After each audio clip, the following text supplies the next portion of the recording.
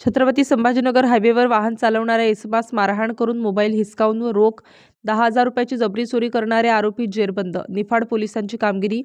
नाशिक ते निफाड रोडवरील जळगाव फाट्याजवळील कादवा नदीवरील पुलाचे अलीकडे रोडवर तालुका निफाड जिल्हा नाशिक येथे गुन्ह्यातील अज्ञात आरोपी यांनी त्यांच्याकडील बजाज डिस्कवर मोटारसायकलवर येऊन फिर्यादीचे ट्रॅक्टरचे समोर आडवी लावून ट्रॅक्टर थांबवून मोटारसायकलच्या पाठीमागे बसलेला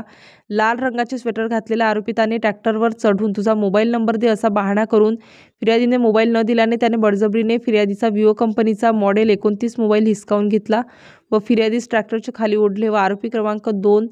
काळी टी शर्ट घातलेला याने पाठीमागून दाबून धरून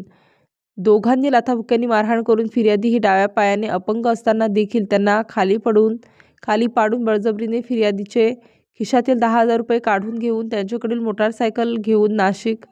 बाजूकडे पळून गेले म्हणून निफाड पोलीस ठाणे येथे गुन्हा नोंद करण्यात आला आहे. त्यानुसार निफाड पोलीस स्टेशनचे पोलीस पथक रवाना करून घटनास्थळ परिसरातील अज्ञात आरोपिताचा शोध घेत असताना घटनास्थळ पंचनाम्यादरम्यान घटनास्थळावर एक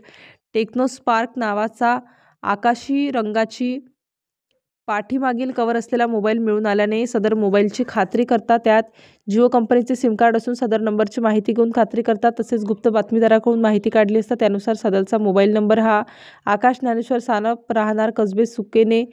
तालुका निफाड जिल्हा नाशिक यांची असल्याची खात्री झाल्याने आकाश ज्ञानेश्वर सानप वय 22 वर्षे तालुका निफाड जिल्हा नाशिक यास निफाड शिवापूरमधून ताब्यात घेतला आहे. तसेच सदर गुन्ह्याबाबत विचारपूस करता त्याने त्याचा मित्र नामे नवनाथ अरुण शिंदे याच्यासोबत संगनमत करून गुन्हा केल्याची कबुली दिल्याने नवनाथ अरुणा शिंदे वय 20 वर्ष राहणार जळगाव फाटा येथून ताब्यात घेण्यात आला आहे.